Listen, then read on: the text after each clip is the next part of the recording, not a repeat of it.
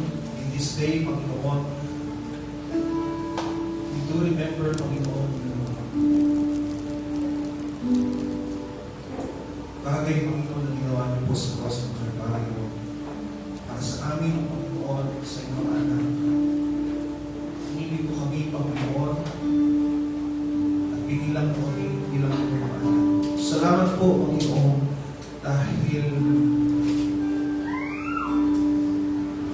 nakita niyo po sa amin, Panginoon, ang tunay na kahulugan ng pag-ibig, Panginoon. At muli, Panginoon, ginagawa po namin ito bilang pag-alaala, Panginoon,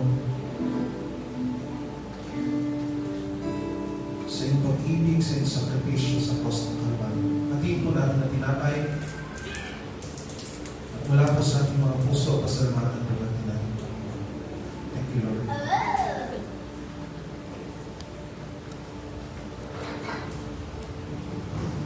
Pero din po ang sabi ito, ang Diyos na ito, sumisimbolo sa dugo ng ating Panginoon. Sabi po ng kanyang salita, gagawin natin ito bilang pag-aalaala sa ginawa ng Panginoon sa bawat isa po sa atin. Ito po ay sumisimbolo sa dugo ng Panginoon, tumigil sa cross ng Kalbaryo. At tunay po, ang ikabayaran ng ating mga kasalanan. Para tayo makasalanan, walang sala, at tunay nga po, patuloy na makaamot, makalapit, makabalik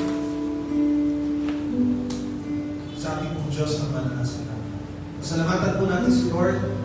Tunay nga po, tayo nilinis na ng Panginoon sa ating mga kasalanan, sa ating mga Panginoon. Pasalamatan po natin ang Panginoon.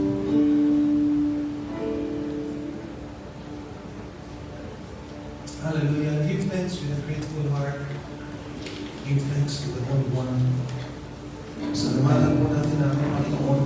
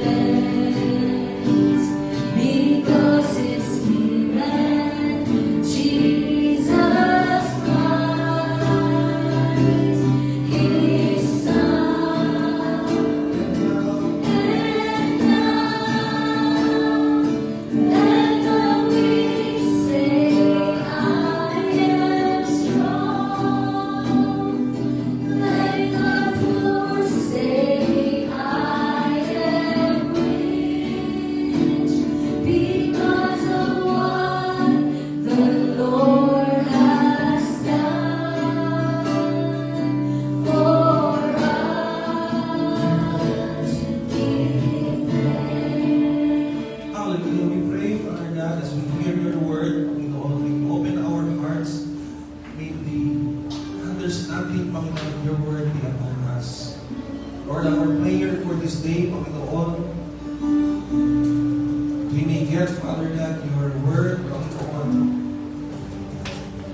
Yung bagay na gusto ko po, Panginoon, sa buhay ng bawat isa sa atin. Thank you for our life, Father God. Thank you for the life of our family. Thank you for the provision, Panginoon, na amin pong nararanasan, Panginoon, sa bawat araw ng aming pong mga buhay. Thank you, Lord. We give you praise. We give you glory. We are excited, Panginoon, for this wonderful day, Panginoon, to worship and honor your name. This is our prayer in Jesus' name. Lahat po tayo minsan pamakisa. Magsabi na, Amen. Let us open our Bible in John chapter 21, verse 3. John chapter 21, verse 3.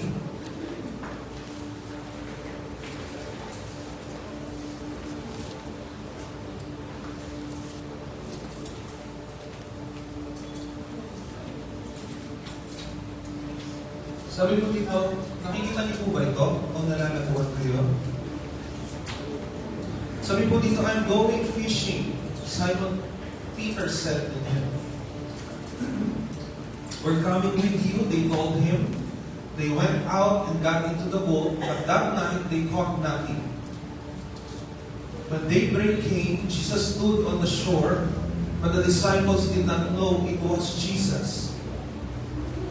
Jesus said, "Friends," Jesus called to them, "You don't have any fish, do you?" "No," they answered. "Cast the nets on the right side of the boat," He told them, "and you'll find some." So they did, and they were unable to hold it in because of the large number of fish.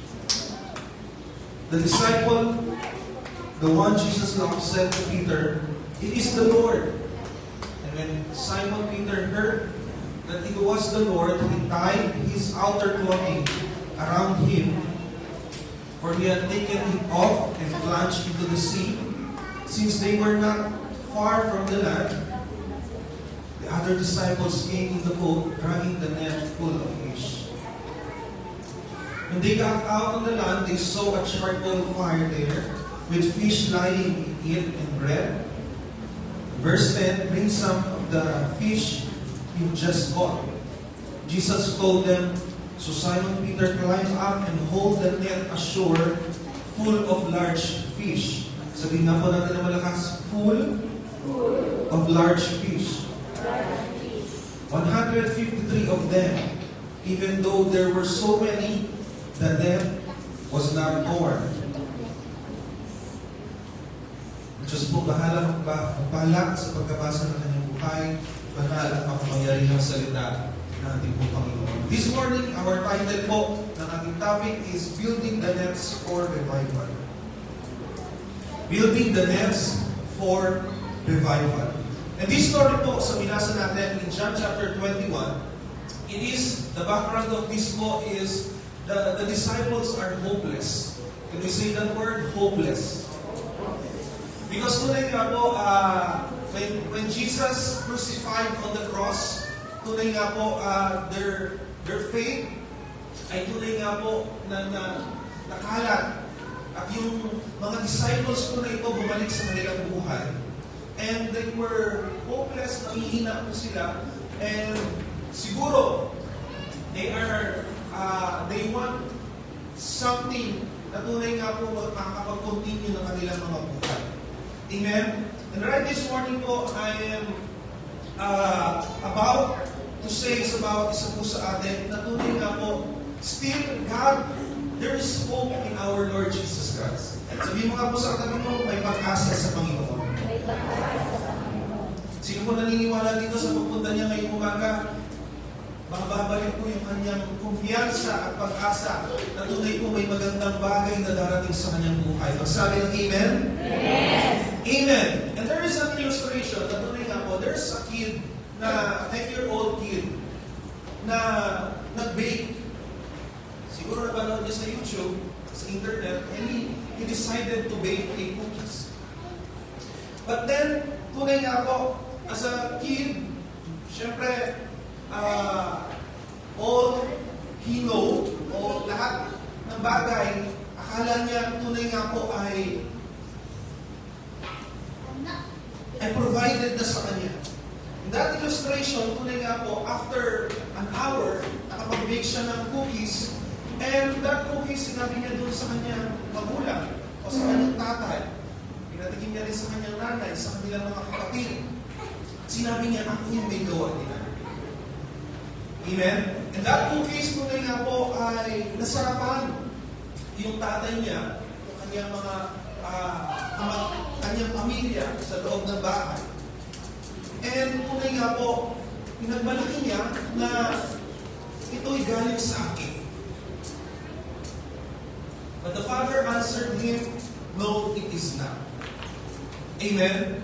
Bakit po? Pinarealize niya sa anak niya, kanino ba yung ginamit mo na ingredients? Amen? Kami yung nag-grocery niya. Yung ginamit mo na cooking materials, kami yung nag-provide niya. And it is a great reflection to ours, na tunay nga po, akala natin minsan sa buhay natin, it is all about us. But it is all about our things na magagawa po natin, or the things na kaya natin gawin, but it is not. Sabihin mo nga sa katabi mo, hindi. As we see the whole picture po, kung titignan natin, there is this, patunay nga po, the author, or the source, who's giving us strength, who's giving us provision, na nagbibigay po sa atin ng mga kakayahan para po makapag-produce tayo ng isang bagay na maganda sa ating buhay.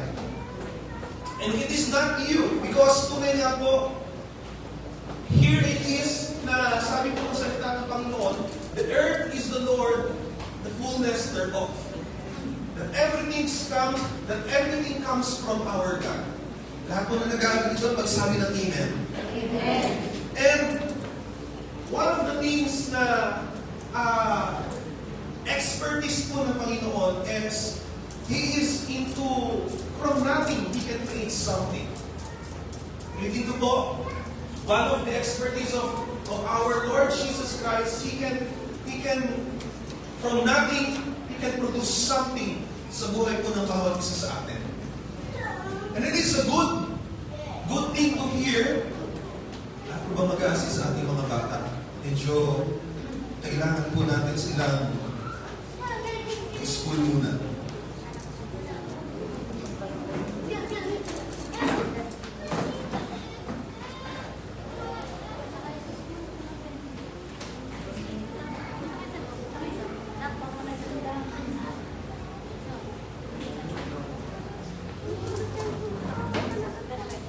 And as we go back po sa binasa natin in verse 3 sa dulo po, they went out and got into the boat, but that night they caught nothing. Wala po silang nahuli na isda, kasi po bumalik sila sa pangingisda, they caught nothing. Doon po sa buong gabi na kanila po ginawa sa kanilang pangingisda. And upon natin tunay nga po, from that nothingness, doon po nagkaroon ng kakayahan ng Panginoon para makapag-provide sa kanila. Church, this morning po, if you have nothing, kung nakikita mo na wala ka o isa-sense mo that your spirit is empty, that is the time that God will meet you again to produce something in your life. At mo na nag-aaral doon, magsabi ng Amen. Amen. And as I see po, our God is not the author of the things na na normal lang. Lagi po sa Panginoon merong bago. It is, as you observe po, in our Lord Jesus Christ, when He pag may ginawa po siyang bagay sa buhay po ng bawat isa sa atin, laging bago. Lagi po na you will be amazed, you will be encouraged para magpatuloy sa Kanya dahil na-picture out mo na may ginawa na naman po ang Panginoon sa ating buhay. And from nothing, He can produce something or He can create something sa buhay po ng bawat isa sa atin. Doon po sa binasa natin, sa verse 3, but that night they caught nothing.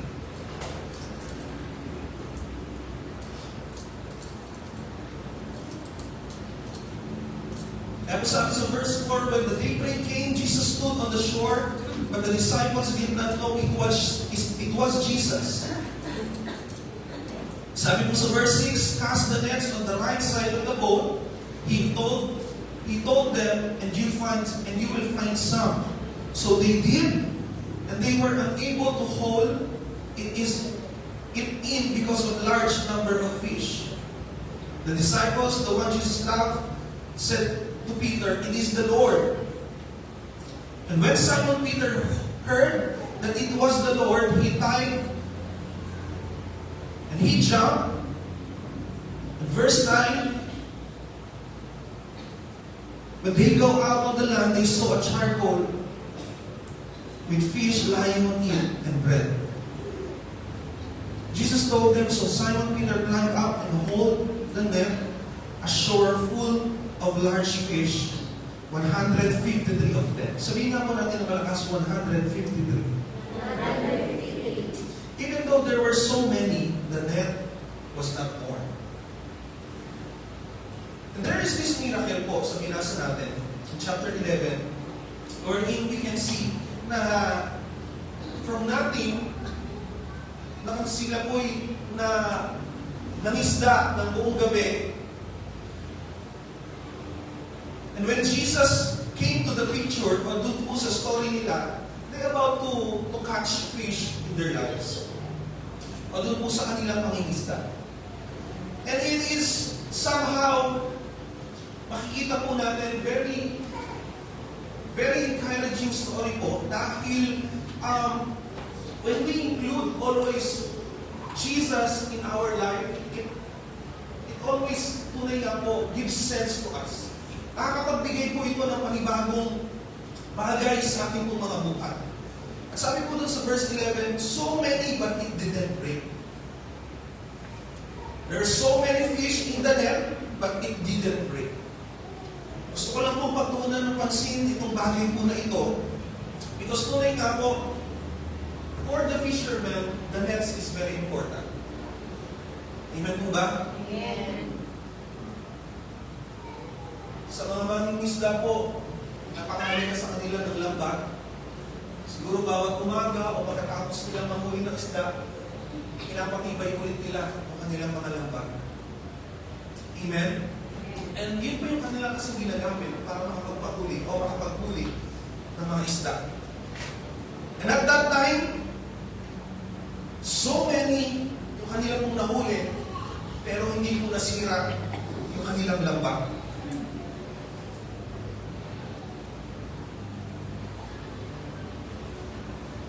Again, kung titingnan po natin sa bagay po na ito, maybe some of us, maybe yung bawat isa po sa atin, ay we've come to the point of our life na nasa murok o nasa limit tayo ng buhay natin. Na para bang nagkasabay-sabay po ang lahat. Problema, pagsubok, pamilya. But then, tunay nga po, because of the holding power or the grace of God in our life, tunay nga po, up until now, our life is still there, na tunay nga po, it didn't break kahit na po marami ng bagay na nangyari sa ating buhay. Can you encourage your brothers? Tapikin mo nga po yung lingkod niya. Sabihin mo nga po sa kanya, sapat ang biyaya.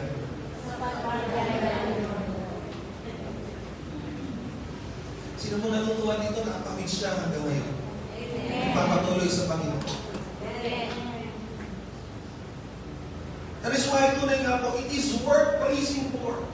It is worth thanking for. Karapat-dapat pong pinapasalamatan.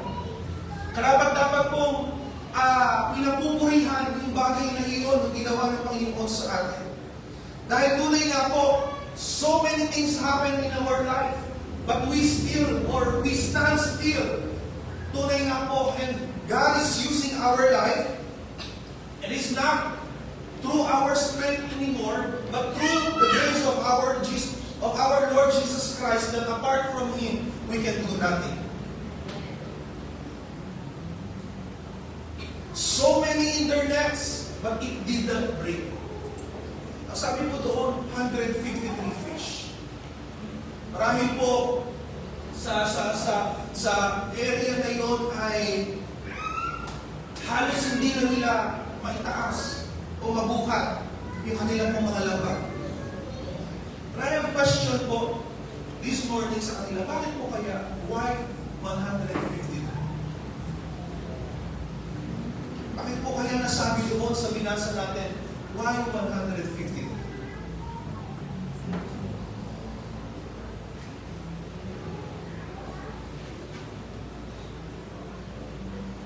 Just want to remind each one of us, gusto ko lang po kayong paalalahanan ni bawat isa sa atin, that God knows your capacity. Sabihin mo nga po sa katabi mo, God knows your capacity. God knows your capacity. Sino po dito, sa umaga po dito, alam niya kung ano yung kakayahan niya? Amen? Amen. Alam niya kung Kaya niyang magbuhat ng isang sakong bigas. Alam niya kung siya magbubuhat ng 2 sakong bigas, kakayanin niya pa.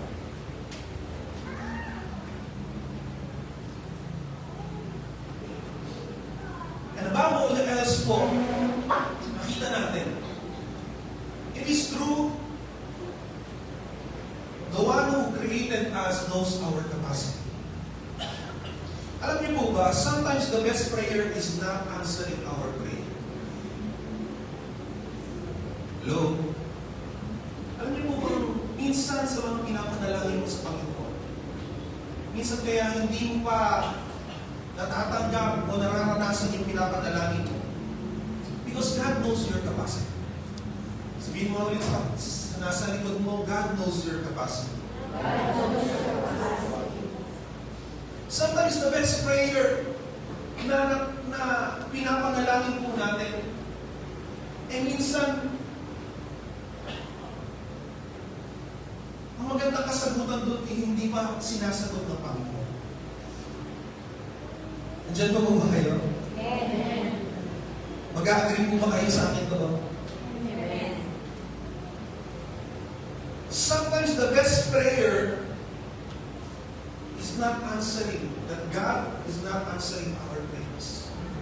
Because God knows our capacity. God knows the timeline na we're in, kung sa panahon na yun, we are ready to receive the prayers that we are praying to God. Because makikita po natin, God loves you, that He doesn't want us na masira tayo doon sa mga bagay na pinapanalangin po natin. Hello? God loves us. He doesn't want us na tunay nga po mas-spoil tayo. Because God loves you more than your prayer. Ulitin ko po, God loves you more than your prayer. Balik-ulit tayo doon sa tanong natin kanina, why 153? Bakit 153 fish yung sinasabi doon na dito po sa salita ng Panginoon? Why? Because simply, baka dahil yung lambat nila, hanggang doon lang yung kakayahan. Baka po marahil, pag sumobra na doon, masira yung lambat nila sa panahon po. Baka po, marahil alam ng Panginoon, isang-isa na lang na pumasok na isda doon sa lambat nila. Pwede silang pag-away-awayin, mga disipulo. God knows our capacity. That is why some of us here, you are still praying yung mga bagay na pinapanalangin mo sa Panginoon, at tunay nga po, wala pa yan because baka dahil yung kapasidad mo hindi pa para doon sa bagay na yun. Baka yung kapasidad mo, pag tinanggap mo yung pinapanalangin mo ay ma-overwhelm ka sa biyaya at pagpapala ng Panginoon, makalimutan mo na siyang sambahin. God knows our capacity we're in.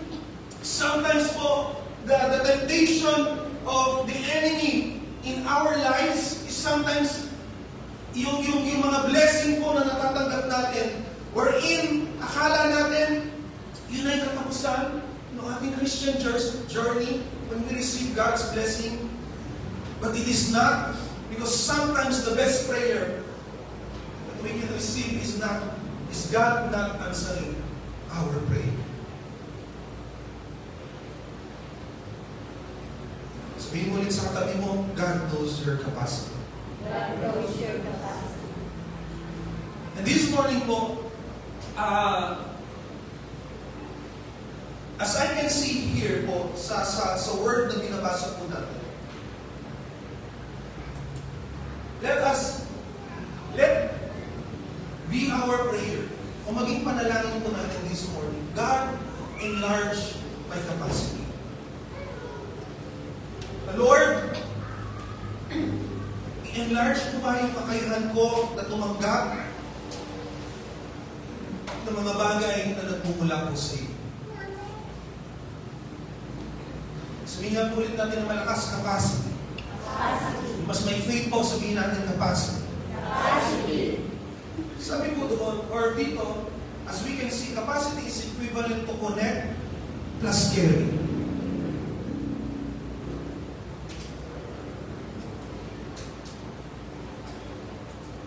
If you want to enlarge or lumaki po yung kapasidad natin, you need to connect and you need to care.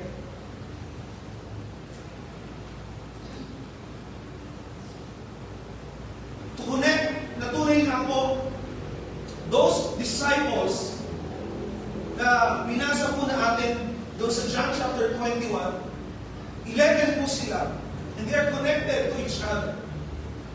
When Peter, alam niyo mo sa mga disciple, si Peter yung leader nila sa mga disciples. Kaya when Peter decided to go to fishing again, sumama po yung mga disciples. Amen? Amen. And tuloy nga po, it is wherein, this morning, alam niyo po ba kung saan ka nakakonect? Yun yung makikita, or yun yung reflection ng ating pong kapasidad or yung ating capacity. Whom you connect or sino po yung mga tao na nakapalibot o sinasabahan mo. They're the ones who can makakapagsabi kung how much capacity you have right now. Those 11 disciples, tunay nga po, kakasama nila sa Panginoon. As they follow Jesus, lumaki po yung kapasidad nila to receive. Yung kapasidad po nila ay tunay nga po lumawak compare nung bago silang tinawag ng ating pong Panginoon sa Kristo.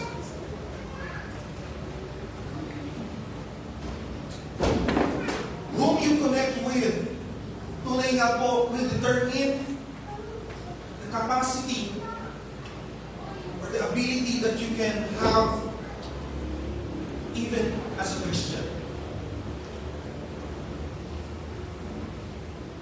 That is why, tunay nga po, yung kabuuan ng ating church, we have a life group in different places. Sana po nakakonect tayo doon.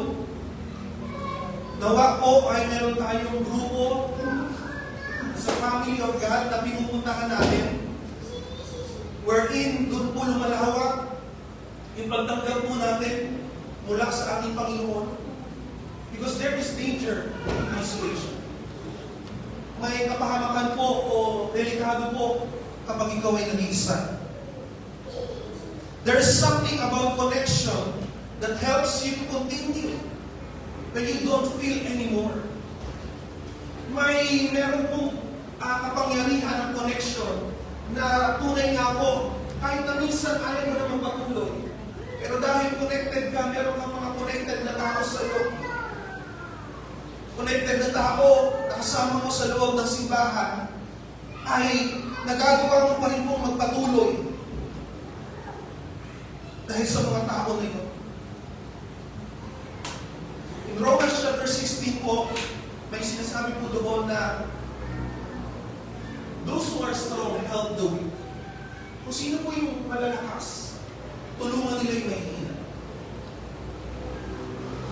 Sino pong naniniwala dito na there is uncertainty or uncertain ang buhay? Kaya nga po, minsan maririnig natin ang buhay ay parang gulong ng palad. Minsan nasa taas, minsan po nasa baba. Wherein, dumarating po yung iba sa atin na tayo yung malakas at nakikita natin yung mga mahihina, pinapalakas po natin at eventually lumalakas po sila. Tingnan mo nga po yung katabi mo kung napapalakas ka niya.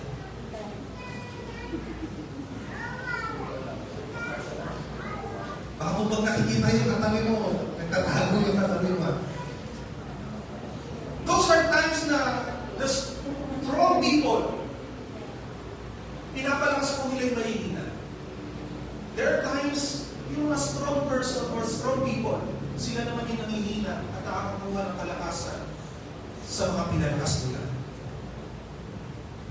Church, I just want to encourage you, keep on serving, keep on sharing the Word of God, keep on leading the life group, keep on worshiping God, because there are times nagtanim ka ng kalakasan, nagtanim ka po ng binhi ng mga bagay sa iyong kapatiran, darating din po yung times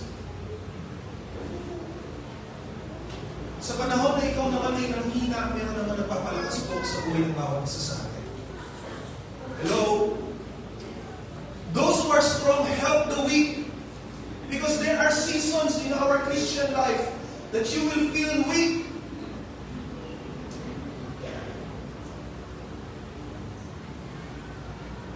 But then those people na tinaniman mo, na mga kabutihan, pinalakas mo, sila naman yung mga tao magpapalakas din sa iyo. Church is stronger when everyone is connected and contributing. Lumalakas po ang isang iglesia kapag ito'y tumatatag po ito, kapag po bawat isa ay connected at nag-contribute sa mga bagay na patungkol po sa ating Panginoon sa Kristo. Connection. That then, capacity, if you want God to enlarge our capacity, connect yourself to the people na tunay nga po, you know that they will lead you to Christ. Even the disciples, they are 11, they are 12 originally. And they are connected to each one. There are times nag-aaway-aaway yung mga disciples. There are times nagkakasamahan sila ng loob. But then, still the connection is still there. God knows our capacity. Minsan pa nga po sabihin mo sa katabi mo, God knows your capacity. Who you with will enlarge you or your capacity.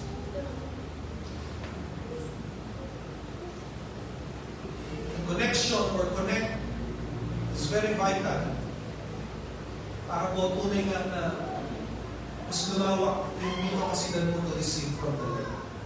Amen. Last 3 days ago po, 3 days or 4 days ago, nasa conference po kami sa Manila. And it is our second time po to attend yung conference na yun. And it is very, very different po. Dahil doon ko na-experience yung mga bagay na hindi ko pa na-experience. Doon ko po naririnig yung mga bagay na hindi ko pa naririnig. Simula nung ako'y lumaki sa iglesia.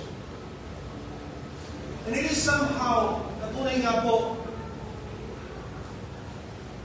the connection or whom you connect will affect yung ating pong capacity to enlarge. Tama po ba? Amen. Pwede po bang tanungin mo yung katabi mo, sabihin mo sa kanya, kanino ka ba nakakonect? And I know personally, I have friends in the church and I have friends outside the church. Nung dumating po yung time na I struggled in the church, wala po akong gana sa loob ng simbahan, tumuling po ako sa mga tao sa labas ng simbahan.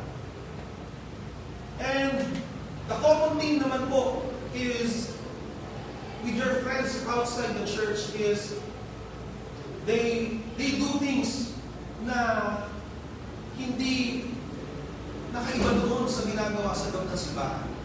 Isa po yung kasiyahan nila, nakukuha sa pag-inom, nakukuha na magkakasama lang yung bawat isa. Those things tunay nga po affect you personally with your capacity na tunay nga po. If you desire na lumawak o lumaki yung kapasidad mo, I'm saying you connect with the people inside the church.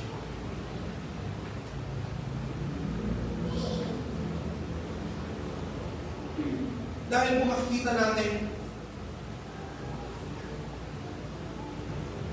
who can connect, who you will enlarge your capacity.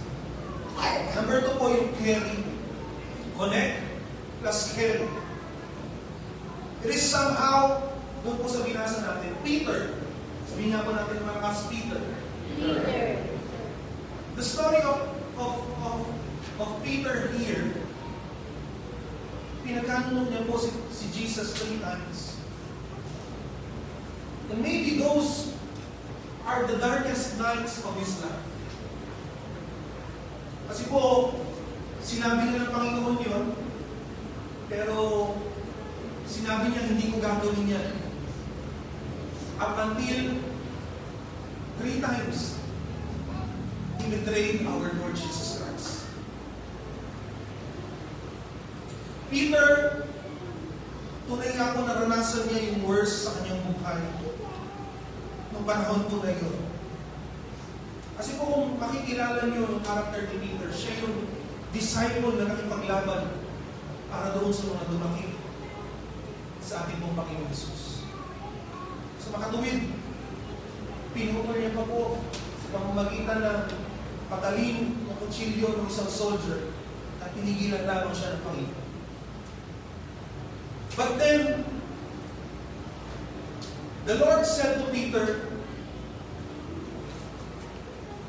after a while, pag ikaw ay nakabalik na, strengthen your brother, Jesus said. And I just want to relate the story of Peter, maybe to some of us here. Natunay nga po, maybe some of us here went through the darkest nights, experience of their life sa kanilang buhay.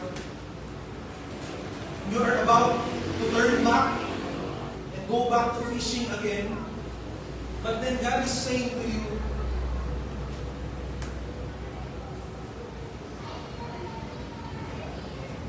strengthen your brothers, strengthen your sisters.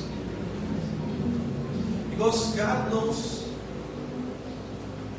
yung mga bagay po na kaya natin dalhin sa amin. Alam po ng Panginoon, ang mga bagay na pinagdaanan mo, malalagpasan mo. Alam po ng Panginoon na medyo masasaktan ka lamang, medyo magbabago yung character mo, pero in the end, it is all for your good. Marahil po yung iba sa atin,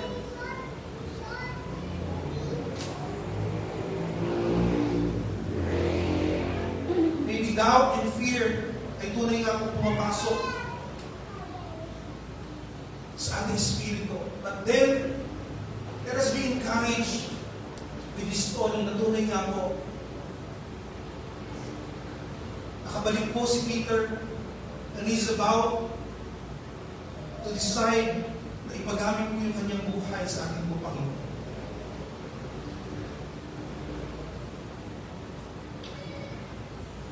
Kagaya po ng tanong ko kanina, why 153?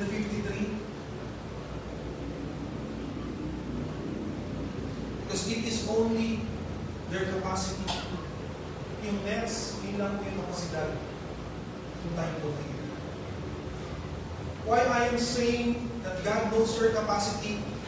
Because it is the right time na tunay nga po i-enlarge natin yung capacity natin na tumanggap sa Panginoon. Another question, what if the 154 fish or 54 fish is your loved ones? What is yung kakayahan mo lang 153 pero will you not desire na papalawakin ng Panginoon yung kapasidad na bawat isa po sa atin? What if the 154 fish is your breakthrough? Is the blessing that you are praying for after 10 years of your life? It is not, hindi pa ito worth it. Para tunay nga po, let us pray to this morning, Lord, enlarge our capacity. That I may receive new things from you. That I may gain again yung mga bagong bagay po sa buhay ng bawat isa sa atin. And as I end po, there is this picture. Makikita natin. Dulo. Yan. Ano pong mapapansin natin sa picture?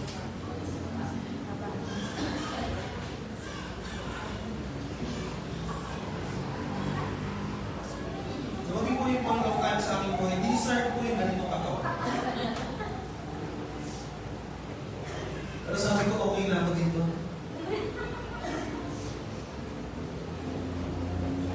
Alam niyo po sa katawan daw natin, the muscle is the one na nagagamit natin for lifting. Yun po yung trabaho ng muscle. But the fat, it enjoys the journey. As I end po sa bawat isa sa atin, are you the muscle or are you the fat? Are you the one who will be an instrument for lifting? Or are you the one who will enjoy only the journey? Sa ating buhay. Tandaan po natin, it is not easy, but then it is worth it po in process o yung bagay when we desire for the enlargement of our capacity. Are you the muscle? The one who lives, or the fat who enjoys the journey? Let us pray. Tayo po natin. Tayo po natin. Hallelujah, hallelujah. Thank you, Lord. We give you praise, we give you glory.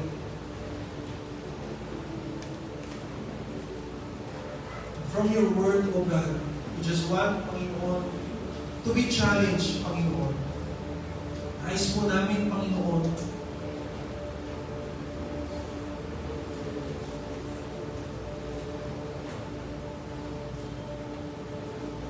na kami po'y umasang muli, Panginoon, ng mga bagay na mula ko sa iyo. Lord, just like Jabez, Panginoon,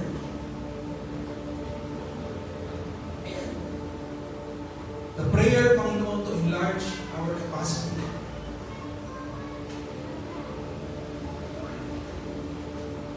We are praying, Panginoon, right now.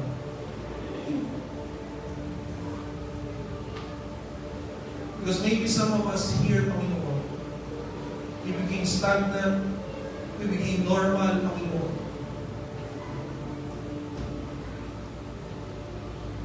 That we know Christ, but then there are no new things happening in our life. Na kay Kristo ka, pero sa matagal na panahon, wala nang nangyayaring bagong bagay sa iyong buhay. Baka dahil nalimit mo na, o nasa limit ka na ng iyong kapasidad.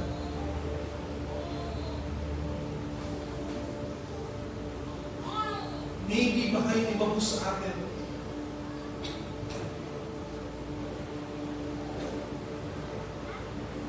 the longest time that you have been in Christ, wala nang makapasok ng mga bagong bagay because your capacity is full. Because your capacity hindi na po lumawak. Then pray to the Lord right this morning, Lord, enlarge my capacity. Or what if the 100, pang 154 po, Panginoon, yun na yung mga bagay na pinapanalangin po namin.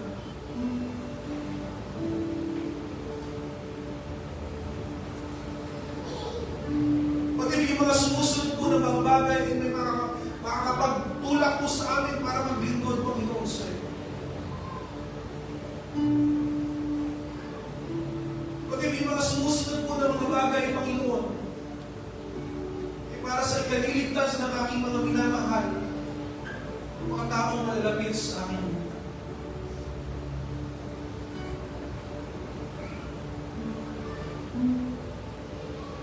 Or, we pray, Panginoon,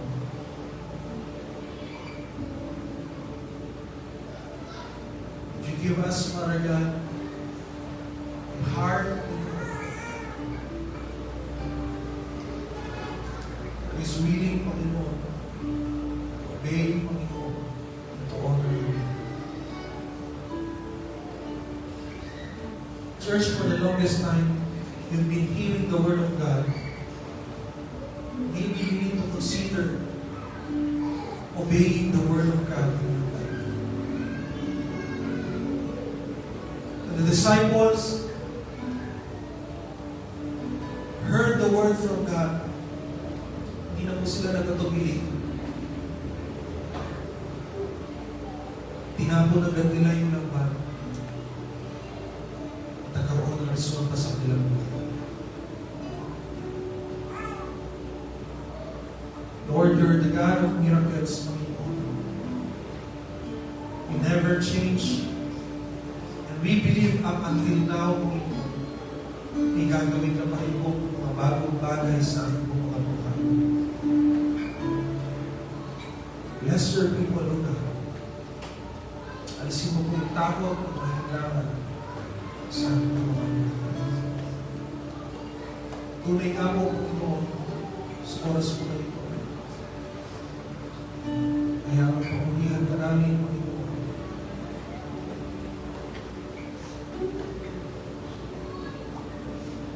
Subayin ka namin, Panginoon, sa buhay po na bago sa ito. Just open your heart. Worship the Lord sa oras po na ito. Minsan pa po sabihin natin, wala kang katulad, Panginoon. Wala kang papatay, Panginoon. Wala kang katulad, wala nang hihigit sa'yo. Wala kang katulad, wala nang papatay sa'yo. Ikaw ang Diyos noon pa man, maging ngayon at kailanman. Sa habang panahon, wala kang katulad. Isang pa, wala kang katulad. Wala kang katulad, wala nang hihigit sa'yo. Wala kang katulad, wala nang papatay sa'yo. Ikaw ang Diyos noon pa man, maging ngayon at kailanman. Sa habang panahon, wala kang katulad. Namin namin, wala kang katulad. Wala kang katulad, wala nang hihigit sa'yo. Wala kang katulad, wala nang papatay sa'yo. Ikaw ang Diyos noon pa man, maging ngayon at kailanman. Sa habang panahon, wala kang katulad. Sa habang panahon, wala kang katulad. Sa habang panahon, wala kang katulad. Let us pray to the Lord. Sabihin po natin yung panalangin na ito. Sabihin po natin ang malakas. Panginoong Jesus, sa oras po na ito, kami po'y nananalangin. Just like the prayer of Jabez, Panginoon. Just like the prayer of Jabez, You will enlarge us, Panginoon. you will enlarge us, Enlarge our capacity. enlarge our capacity, Enlarge our capacity to understand your word. enlarge our capacity to understand your word, Enlarge our capacity, Panginoon, to reach out for the soul. enlarge our capacity to reach out for souls. That you will use our life You will use our for lives your glory. for your glory. We offer our lives unto you Offer our lives unto you as a pleasing sacrifice, as a pleasing sacrifice, holy and acceptable holy and acceptable before your sight. before your sight. Thank you, Lord. Thank you, Lord. Bless my heart's desire Bless my heart's desire to glorify your name. to glorify your name. This is our prayer This is our prayer. in Jesus' name. In Jesus' name. Lord, thank you po, Panginoon. Bless your people, Father God. That you, Father God, every situation that they are in right now will push them towards you. Every situation, Panginoon, or Panginoon, nangyayari sa kanilang buhay, sila po ay lalapit, Panginoon, sa iyo. They will not step down, they will not back down, but the situation of their life will help them, Panginoon, to encounter you in their lives. There's no condemnation, Panginoon. There's no judgment. The Jesus that we encounter, Father God, is Jesus, Panginoon, that called us, Panginoon.